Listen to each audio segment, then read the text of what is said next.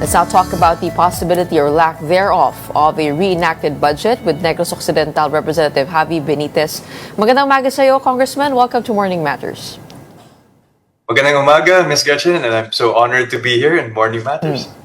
Hey, Congressman, first of all, you are of observer status. Am I correct in the BICAM? Is this a new thing that they have adopted, or is this tradition to have observers?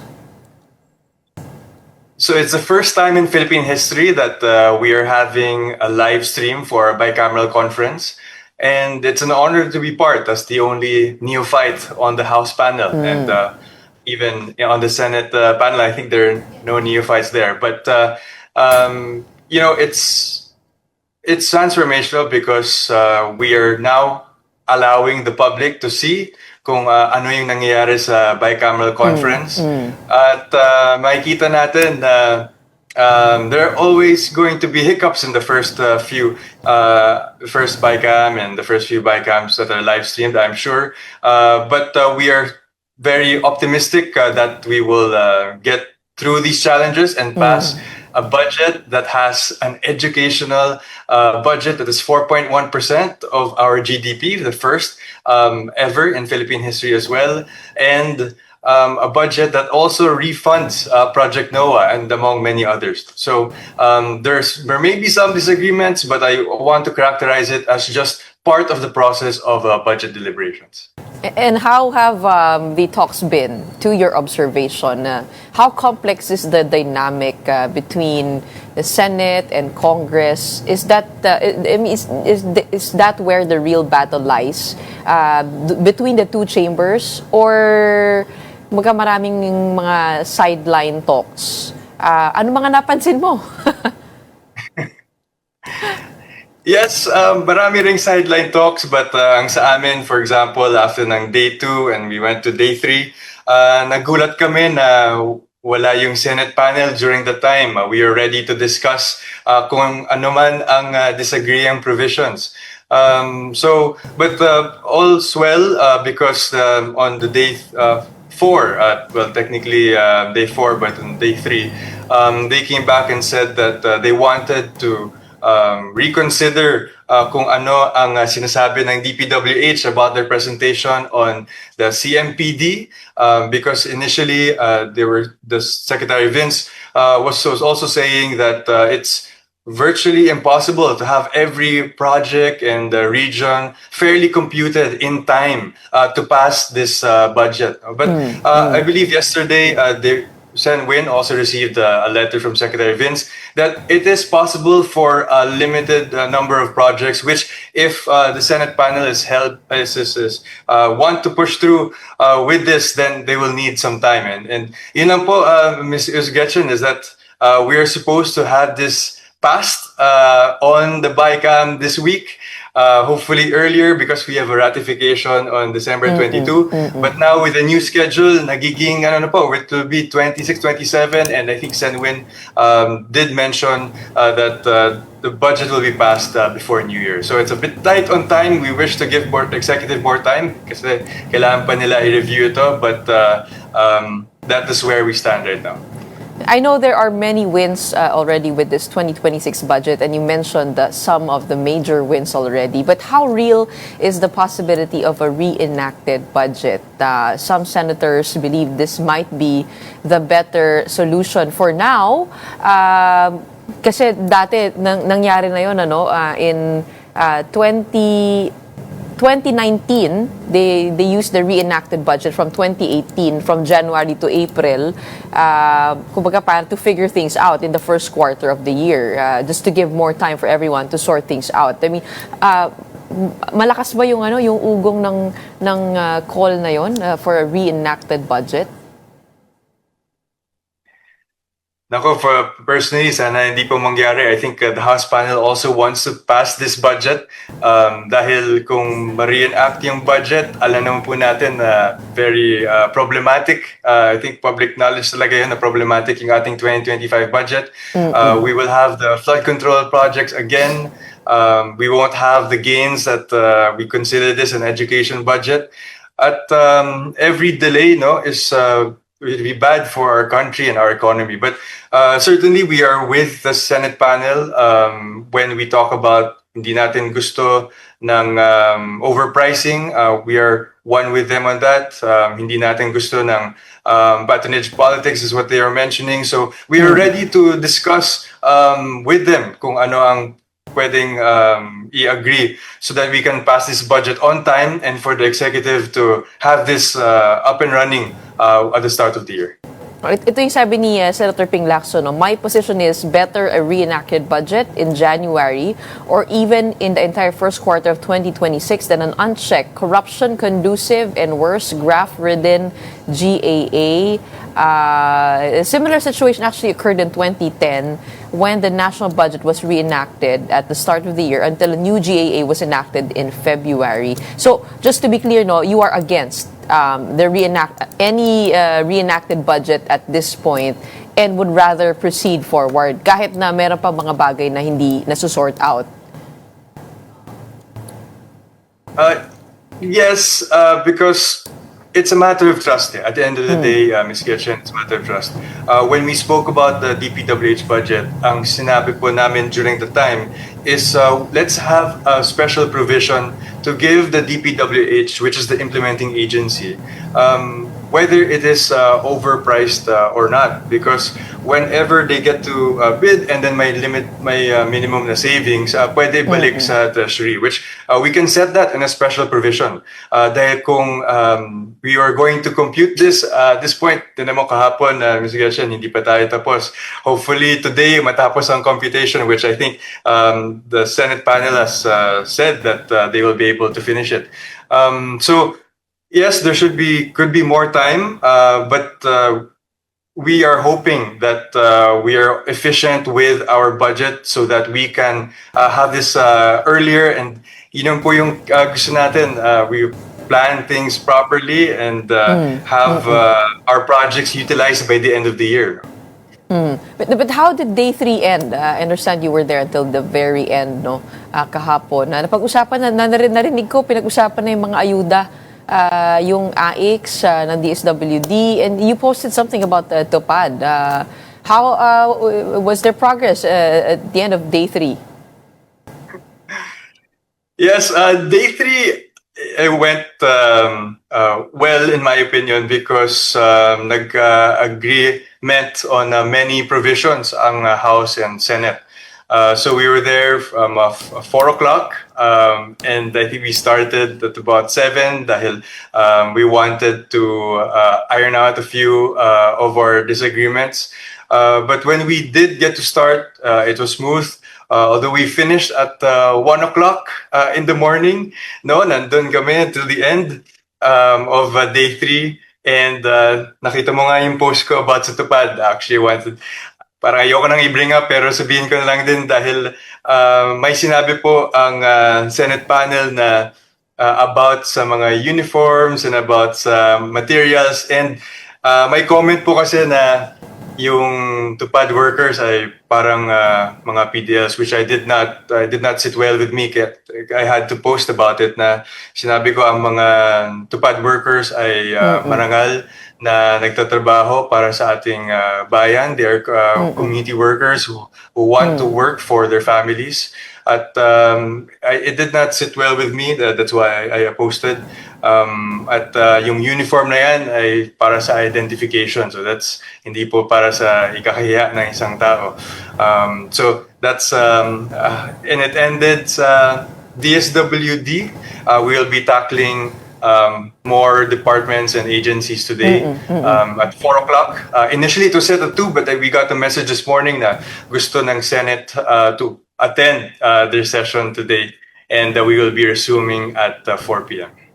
Speaking of ayuda programs, one of the budgets in contention is the MAIFIP program of the DOH. So what is your view on that? No?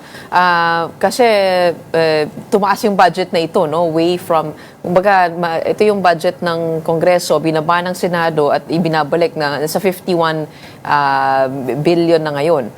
What is your view on that? We had DOH ASEC Albert Domingo, sabi niya, ang kanilang panawagan ay sana kung dadagdagan ng budget, mailagay ilalagay na lang ito sa LGU hospitals at hindi nadadaan pa sa office ng politiko. Your thoughts on how this issue could be settled amongst our lawmakers? Yes, thank you for the question. I think it's something that was in discussion. No? Ang MyFIP program, personally, I'll talk about on my personal experience. Ang MyFIP para sa aking distrito is I don't choose anyone, and it really, pagdating nila sa hospital, diretso po yung MyFIP budget na yan. In fact, yung sa amin is when I was checking on our MyFIP, nabigay na po sa mga tao, and when I checked, almost ubos na nga. But in a general sense, I think the discussion is on bakit may guarantee letter pa na kailangan ng isang politiko. And on a personal stand, again, not talking about the House panel, is ang guarantee letters is more of a referral letter that the hospital can accept or reject it. No?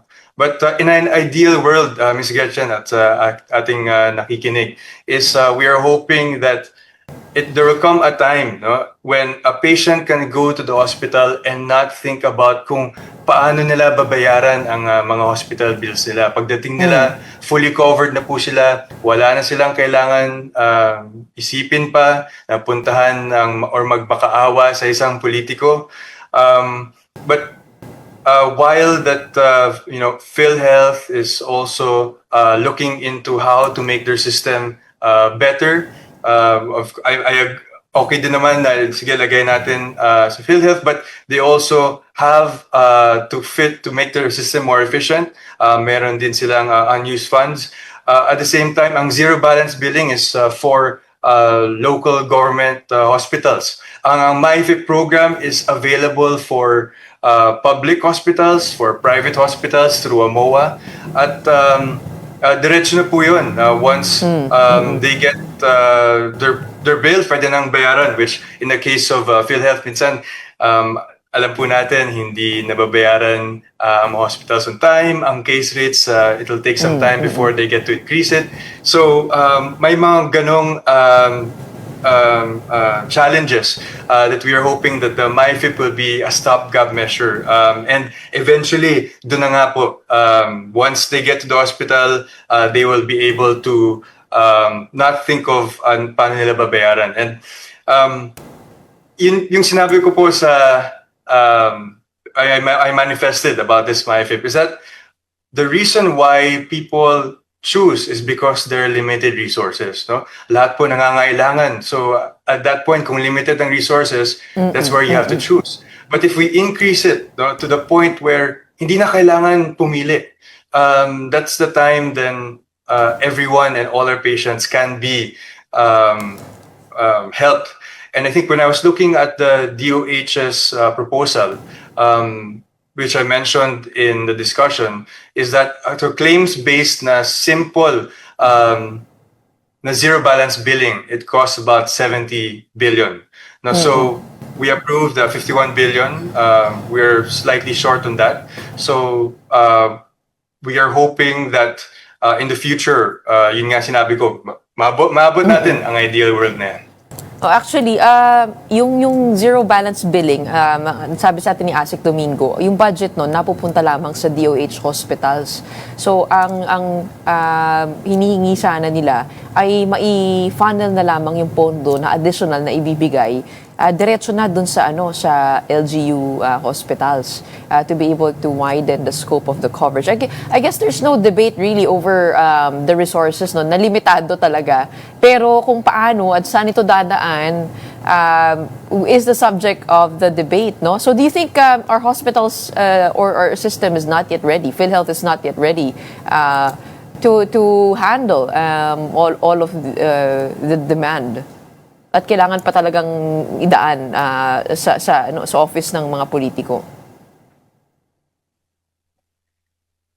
Well, yung sa zero balance billing, yes, there's only LG hospitals. But alam na po natin, ang realidad is hindi lahat ng public hospitals may proper equipment, may adequate capacity. Ang ibang mga public hospitals, wala pa nga po doktor. But this MyFIP program can accept The and private have for both hospitals. public and private. Okay. So yun nga po, I understand this the position of ASIC Albert, and we actually also lagi po kaming nag-uusap about this then. But if the contention, which I saw, I think si Sen Ping nagsabi, which he's very vocal about this on the media, is kung wala lang ang guarantee letter, then okay na ang lahat. So on a personal stand, actually hindi ko nga, in my personal experience sa MyFIP, hindi ko na nga pinipili ang mga tao. They just go to the hospital, tapos kahit yung requirements, to follow na lang po yun. That's on my personal stand. I'm not speaking for the entire House panel. Pero if that is the contention, then we're willing to discuss that. And I believe that if that was the contention beforehand, sana po nakadiscuss ng House panel and Senate panel on that supposedly day 3. Well, I guess much of the controversy surrounding the pork laden items no in the budget na maaaring makapasok yung pork na sinasabi nga no ng PCIJ and many other groups no and Senator Ping Lacson earlier hinted to our sister program Storycon about a supposed threat to the leadership of House Speaker Boji D over budget disputes which move around these items. Can you confirm if there is indeed a threat? So, Ms. Gretchen, we are united. Actually, ang House panel is has the House leaders there. I'm not a House leader, but I represent PFP in that House panel. So many of the House leaders are united with Chair Mika, Majority Leader Sana Marcos, and Speaker Boji D.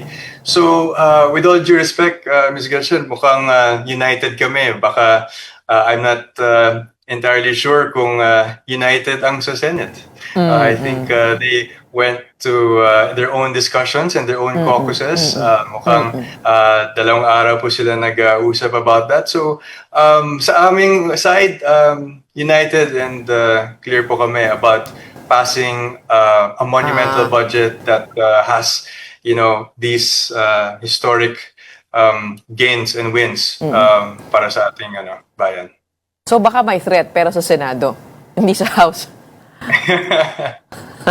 Okay, on another note, possibly.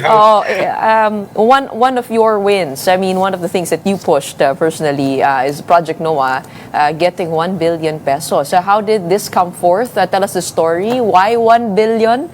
It seems to be a huge amount for a project that was, I guess, unfunded for the past years. At ano yung vision for Project Noah sa mga usapin? Na Ms. Gretchen, napagaling mo talaga mag-research ng ating personal advocacy. So that's we're very happy that Project Noah is something close to my heart because it was unfunded for a long time, and I was actually before in university when I was studying in the US, but then in one summer I was able to work with UPRI with Dr. Mahar Lagmay many years ago.